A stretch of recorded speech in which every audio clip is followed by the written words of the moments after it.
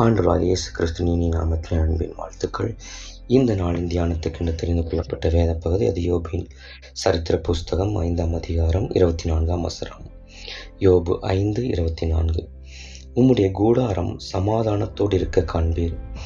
உம்முடைய வாசஸ்தலத்தை விசாரிக்கும் போது குறைவை காண மாட்டீர். என அன்பான தேவனுடைய பிள்ளைகளே, உம்முடைய கூடாரம் சமாதானத்தோடு இருக்க காண்பீர். கூடாரம் என்பது சொல்லுகிறது வீட்டை மட்டும் குறிக்கவில்லை, நம்முடைய சரீரத்தையும் குறிக்கிறது. இந்த கூடாரம் என்று சொன்னால் இந்த கூடாரத்தை விட்டு தேவனிடத்தில் தங்கி வாசம் பண்ண வேண்டும் என்று விரும்புகிறேன் அப்போஸ்தலனாகிய பவுல் சொல்லுகிறார். இந்த அழிந்து போகிற இந்த வீட்டில் நமக்கு தேவை, கூடாரத்தில் தேவ சமாதானம் தேவை. 1 தெசலோனிக்கர் 5ஆம் அதிகாரம் 13ஆம் வசனம் சொல்றது, உங்களுக்குள்ளே சமாதானமாய் இருங்கள். அப்போ கூடார சமாதானம் இருக்கணும். முதல்ல எனக்குள்ள ஒரு சமாதானம் இருக்கணும். அந்த சமாதானம் தான் என் குடும்பத்தை ஆளுகை செய்யணும், என் கூடாரத்தை ஆளுகை செய்யணும். அப்போ என் குடும்பத்துல சமாதானம் ஆளுகை செய்யணும்னா, சமாதானத்துக்கு பாத்திரராய் இருக்கிற இயேசு கிறிஸ்துவின் குடும்பத்தை, என் கூடாரத்தை எனக்குள்ள ஆளுகை செய்யும் போது அந்த தேவ சமாதான குடும்பத்தை, கூடாரத்தை ஆளுகை செய்யும். உம்முடைய கூடாரம் சமாதானத்தோடு இருக்க காண்பீர்.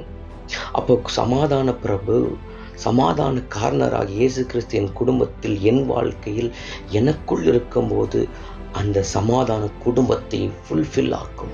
இந்த சமாதான குடும்பத்தை முழுவதுமாய் நிரப்பும். முதல்ல எனக்குள்ள ஒரு சமாதானம், எனக்குள்ள ஒரு சமாதானம் இருக்கும் என்று சொன்னால் அது குடும்பத்தை அப்படியே நடத்துவதற்கு ஏதுவானதாக இருக்கும் என்று நான் விசுவாசிக்கிறேன். எனக்கு அன்பான தேவனுடைய பிள்ளைகளே, உம்முடைய கூடாரம் சமாதானத்தோடு இருக்க காண்பீர். சங்கீதம் 122:7 சொல்லுகிறது, உன் அலங்கத்திற்குள்ளே சமாதானமும் அரண்மனைக்குள்ளே சுகமும் தங்கியிருப்பதாக. அநேக குடும்பங்களில் சமாதானம் இல்லை. சண்டைகளும் போராட்டங்களும் கஷ்டங்களும் கண்ணீர்களும் முறுமுறுப்புகளும் பாடுகளும் கிறிஸ்தவ குடும்பத்தில் காணப்படுகிறது. உங்களுக்குள்ளே சமாதானத்தை காத்து கொள்ளுங்கள். உம்முடைய கூடாரம் சமாதானத்தோடு இருக்க வேண்டும் என்று ஆண்டவர் விரும்புகிறார்.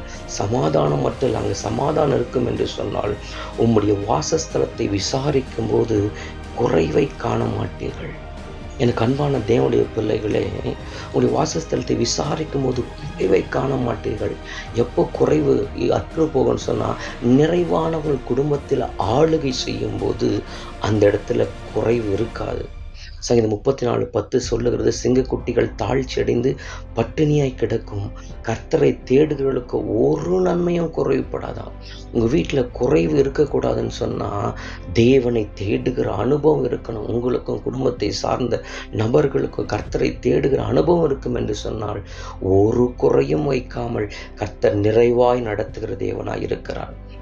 ஆனுக்கு அன்பான தேவனுடைய பிள்ளைகளை, உங்கள் வீட்டில் கொஞ்சம் களையத்தில் எண்ணெய் இருக்கலாம், கொஞ்சம் கைப்பிடி மாவு இருக்கலாம், அதை கர்த்தர் ஆசீர்வதித்து உயர்த்தி பல மடங்கு பெருக செய்ய தேவனாக இருக்கிறார். கர்த்தருக்கு கொடுக்கிற கனத்தை நீங்கள் கொடுத்து பாருங்கள். உங்கள் குடும்பத்தில் சமாதானத்தின் பாத்திரர் ஆளுகை செய்யும் போது, நிறைவான ஒரு ஆளுகை செய்யும் போது உங்கள் வீட்டில் சமாதானம் முழுவதும் இருக்கும். ஒரு குறைவையும் காணாதபடி உங்கள் வாசஸ்தலத்தில் கர்த்தர் நிறைவை கொண்டு ஆசீர்வதிப்பதற்கு என் தேவன் வல்லமையுள்ளவராக இருக்கிறார். பிலிப்பியர் 4:19 சொல்லுது, என் தேவன் தம்முடைய ஐஸ்வர்யத்தின்படி உங்கள் குறைவையெல்லாம் கிறிஸ்து இயேசுவின் மகிமைக்குள்ளாக நிறைவாக்குவதற்கு வல்லமையுள்ளவராக இருக்கிறார்.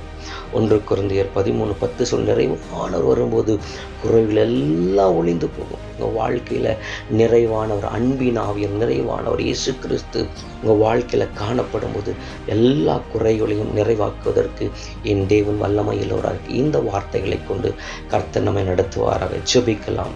எங்கள் சர்வ வல்லமையிலும் அன்பின் பரலோக பிதாவே, அப்பா பிதாவே, இயேசுவின் நாமத்தில் மண்டை வருகிறோம். தகப்பனே, உடைய வாசஸ்தலத்தை விசாரிக்கும் போது அங்கே குறைவை காண மாட்டீங்க.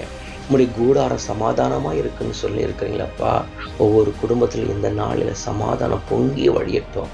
ஒவ்வொரு குடும்பத்தில் காணப்பட்ட எல்லா குறைவுகள் அற்று போகட்டும். நீங்கள் வாங்கப்பா, சமாதான பிரபு, நீங்கள் ஒவ்வொரு குடும்பத்தில் வாங்க.